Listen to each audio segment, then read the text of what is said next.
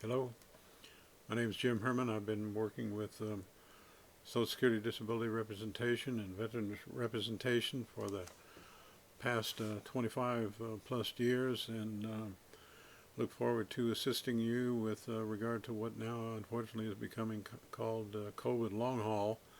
As we know, many people have had a diagnosis of COVID, and just about the time we think things are getting behind us and we're making headway with regard to the pandemic, then along comes the Delta variant. But at any rate, I'm here to talk about what we can do to help you qualify for particularly Social Security disability if you're suffering symptoms that are related to your earlier COVID problem. And one of the most significant problems that people seem to be suffering from is what's called POTS. Um, that's an abbreviation medically for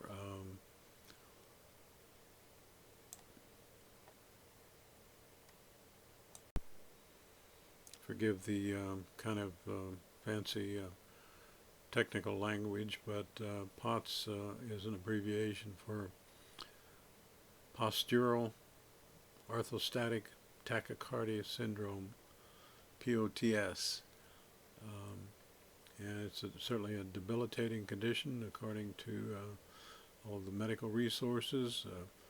It causes your heart to speed up to at least 30 beats per minute after you move from sitting or lying down to standing. This happens to your body's nervous system, which typically would work automatically, but in this case it fails to control your blood pressure and your heart rate. Doesn't always happen immediately. It can happen sometimes, maybe 10 minutes later. Might make you feel dizzy or even faint. But some of the symptoms that people are dealing with: faster heart rate with slight increase in activity, trouble thinking, what we all tend to think of as brain fog, which seems to be one of the overwhelming problems that people are experiencing. Of course, lightheadedness, and of course, headaches, nausea, vomiting, and of course, just that terrible feeling of overall fatigue and just the extreme tiredness that just doesn't seem to want to go away. And it's only natural the person feels like, well, gee, I'm up, but I sure would like to lie back down and get more rest. And so we consider ourselves experts with regard to COVID long haul and qualifying for Social Security disability. Back in October, to be specific, October 16th is the retention date for this particular document of this year, but the document was actually issued obviously earlier, but it's called Emergency Message 21032, and this kind of outlines what the Social Security Administration is going to be looking for in terms of approving folks with COVID long haul problems.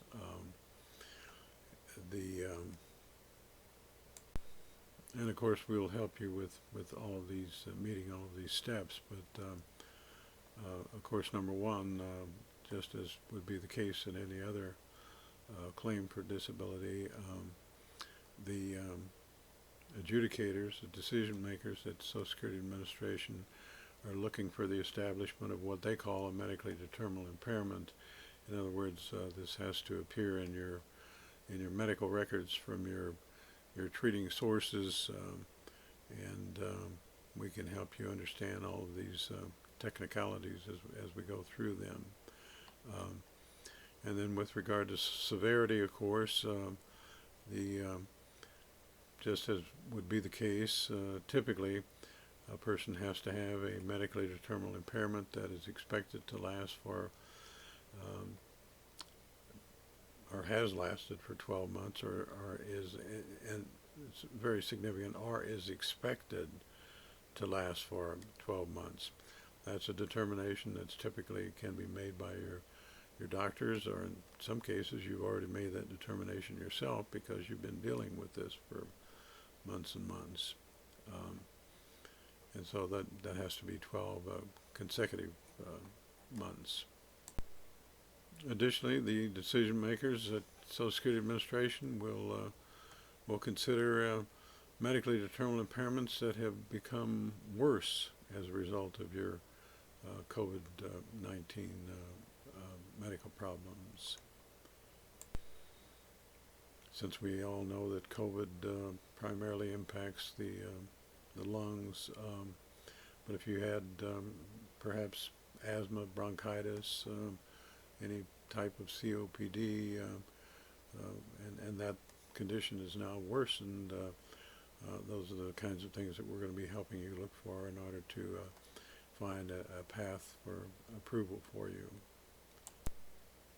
In the case, and I'm just primarily using this as an example now to illustrate some of the elements that the agency is going to be looking for, but if you have had a diagnosis of COPD, then of course, at some point they're going to want a pulmonary function test. That's not necessarily something that you have to do entirely on your own. Social Security Administration typically will send you for what they call consultative examinations, and those are all done at the expense of the Social Security agency, so you don't have to worry about paying for that sort of thing. Another element, of course, is whether or not your condition is expected to result in death, and we greatly hope that that's not going to be the case that you're going to be dealing with, but in the event of that very undesirable outlook, you're going to want to look out for the family members who are still going to be there to deal with this, and if that's the case, then we can find ways to do what Social Security calls a substitution of party, and so this is particularly, it can be true in any disability claim, but particularly true in what Social Security calls Title II, what most people think of as regular disability, the disability program that you've been paying into throughout your working life to have some protection for you in the event of something catastrophic of this sort. In our analysis of your claim, we will help you identify if you have what the agency calls meeting a listing. Listings are simply definitions that the Social Security Administration has asked the physicians over the years to develop for them. They're really this very quickly a 5-step sequential evaluation of being approved for Social Security disability. Step number 1 is whether or not the person is working, and a person has to be working at what Social Security calls under substantial gainful activity. And if you could be working part-time, but if you are, by the way, make sure you're working with accommodations from your employer, and that's documented and demonstrated by the records that your employer will have for you. And substantial gainful activity as of December 31st of this year, January 1st, 2021, is $1,310 per month. So if you're working and you're earning more than that, you're going to have a hard time being approved for disability. Always remember, Social Security Administration does not consider take-home pay. That's the amount that's meaningful to you and me, because that's the money that's left for you to pay your bills with. But they look at your gross compensation. And then step number 2 in that 5-step sequential evaluation: do you have severe impairments? That's a relatively low threshold, particularly when we're talking about dealing with COVID long haul. In other words, you have to have a medically determined impairment that more than minimally minimally is the key word, interferes with your ability to work full-time. All of Social Security's regulations turn on full-time employment. And then number 3 is what we were alluding to earlier, whether or not you meet a listing. That's usually a medical determination made by your own physician.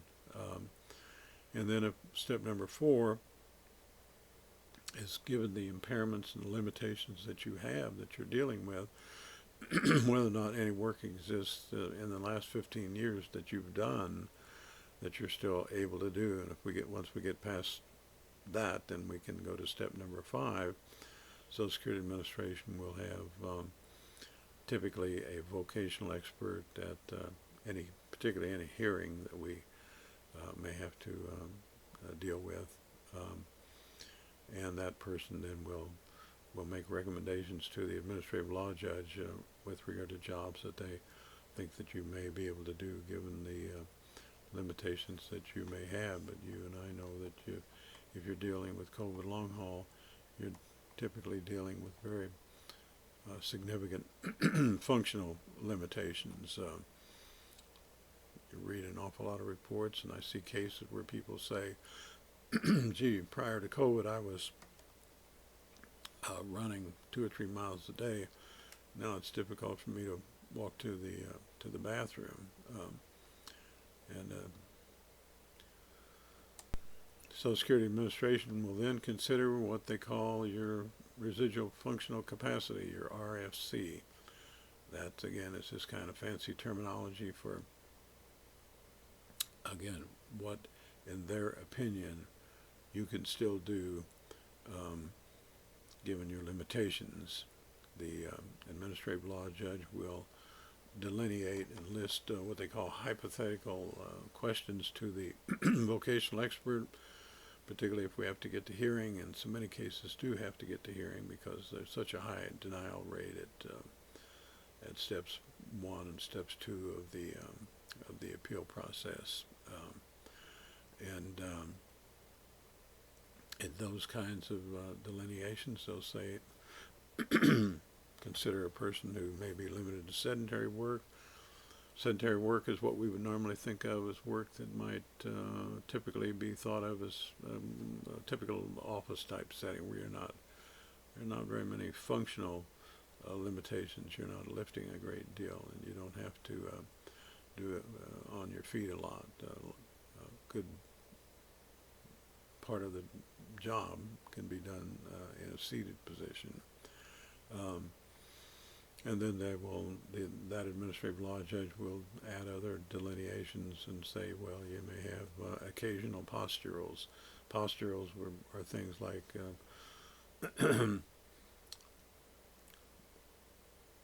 well, we'll just list some of what they call the exertional limitations, like sit, stand, walk, lift and carry, push and pull, things of that sort. Stooping. Good example of stooping is the position a person is in according to the revised handbook for disability analysis. Say they're walking along the road picking up aluminum cans. Very difficult if a person's dealing with any kind of dizziness or any kind of lightheadedness to be able to do any kind of stooping activity. We might also have a limitation for you that with regard to what you can do in terms of reaching above shoulder level, and whether or not you need what we call a sit-stand walk. We might say you need to, due to your limitations, you might need to sit for 30 minutes, stand for 20 minutes at most, and then actually for about 5 minutes actually walk away from the workplace in order to kind of get yourself back together and kind of gather yourself and catch your breath, so to speak. But these are the kinds of things that we can help you identify, so you don't have to worry about all of these things. But the point is, there are people like me who can help you meet these elements, because we know exactly what we need to look for. The Social Security Administration's GAO, Governmental Accountability Office, has made a study, and they concluded, long story short, that with representation, your claim is 3 times more likely to be approved as opposed to going it alone. It's always important for you to maintain a journal, a diary of your episodes and how your functional limitations, in what way they limit you. If you're having headaches, you need to maintain a record as to how often you're having those headaches, or whatever else you're dealing with, and not only make that record, but then take copies of that record and provide it to your doctors or your nurse practitioner, whomever's treating you. And not only that, but ask that person to include that in your medical records, so that later on when we request your records, that will be in your file, and that will greatly substantiate, greatly help us qualify you for disability benefits.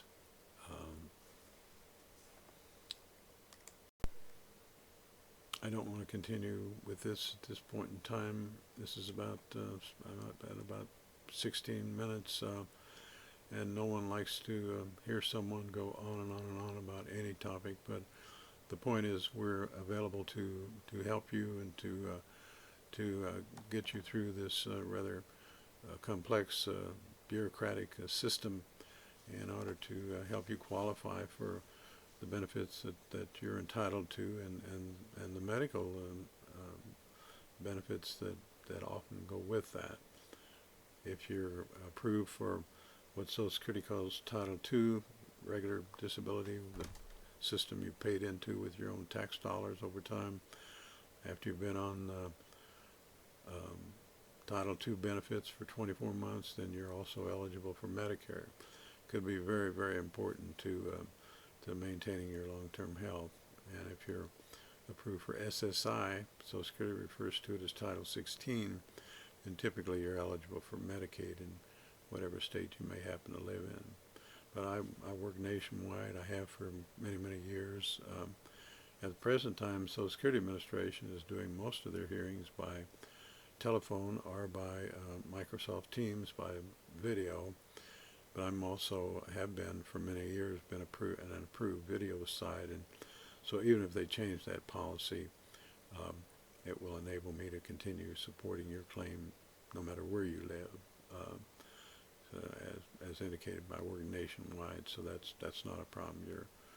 Your geographical location is just not an issue. It's something that we can deal with. I will leave it at that.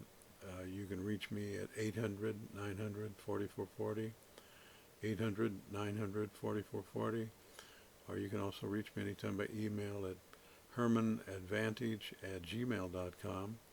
Herman is HERMANN, advantage@gmail.com. 1 R, 2 N's. hermanadvantage@gmail.com, HERMANN@gmail.com. Thank you for your time. Thank you for viewing this. Let me know how we can help. You take good care. Best of luck. Best wishes to you.